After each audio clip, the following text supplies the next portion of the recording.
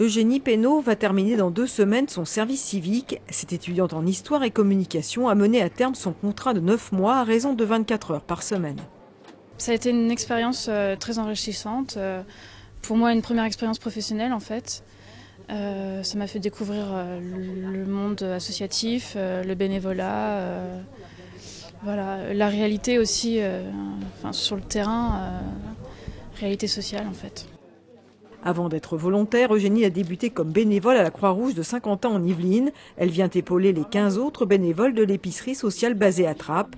Ici, il y a à faire, près de 1400 familles aidées en 2012.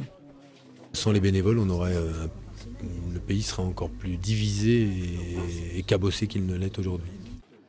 En visite ce lundi matin, le ministre de l'économie sociale et solidaire est donc venu se rendre compte du travail quotidien et plus largement apporter son soutien aux associations caritatives. La loi de finances votée à la fin de l'année devrait prévoir une mesure pour réduire les impositions sur salaire.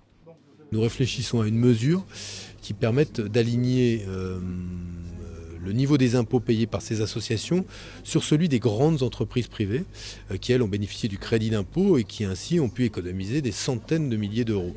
Et comme les associations ne payent pas d'impôt sur les sociétés mais de la taxe sur les salaires, elles réclament, pour les gros en tout cas, une mesure d'équivalence. Une mesure qui, si elle est actée, devrait donner plus d'air aux associations caritatives. Et elles en ont bien besoin en cette période de crise où les demandes de soutien affluent. Sur le secteur de Saint-Quentin en Yvelines, une autre problématique est apparue depuis l'été dernier, l'augmentation du nombre de réfugiés de l'Est et d'Afrique. Ils sont aujourd'hui entre 200 et 300 aidés directement par la Croix-Rouge. Tout ce qu'on fait en direct, on est aidé par personne. Donc là, c'est nous qui supportons la totalité des dépenses. Et ça, pour une première année depuis que je suis président, nous terminons l'année plutôt en déficit qu'autre chose. L'épicerie sociale de Trappes est ouverte dorénavant à raison de 5 demi-journées par semaine.